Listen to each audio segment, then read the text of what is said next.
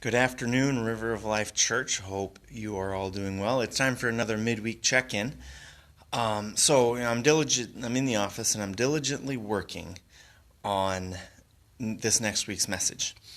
And while I'm working on it, I'm checking some cross references, things like that, digging into the Word of God. And I came across a verse that really stuck out to me, and so I wanted to share that with you today.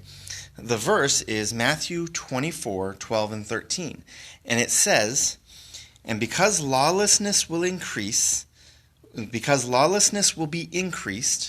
the love of many will grow cold, but to the one who endures to the end will be saved."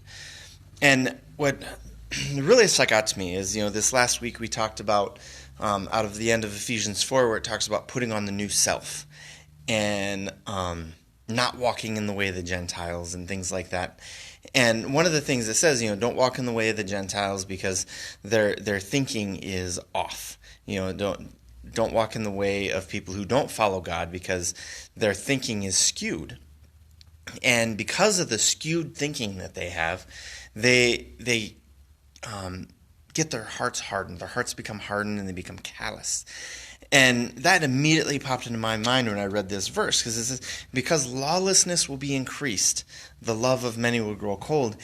And that stuck out to me, that is such an accurate statement of our society today, that there's all this contention, and people really in a lot of ways do have a hard heart. They become callous to so many things, and in so many ways we can see how the love of many has gone cold.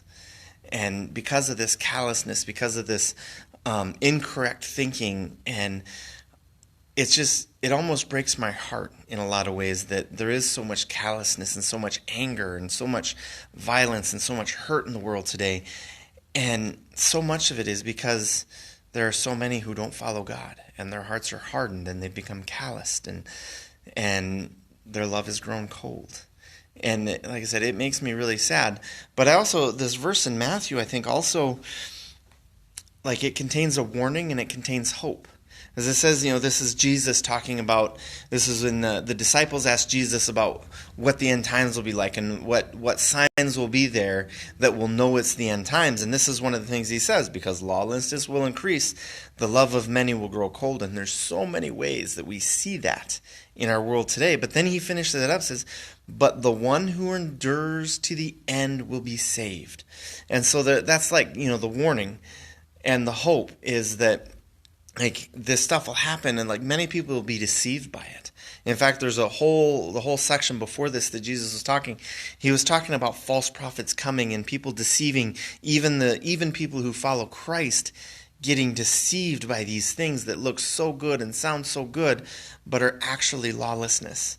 And that through that, people's heart will grow cold. And that's the warning to us, that we need to make sure that as we are following Christ, that we're not being deceived, that we're not being pulled aside, that we're not putting our hope in things that aren't going to save us, like politicians or political statements or money or whatever it is that we put our hope in, that we don't do that. We don't put our hope in that, because we know that it is only through Jesus that we can even have hope.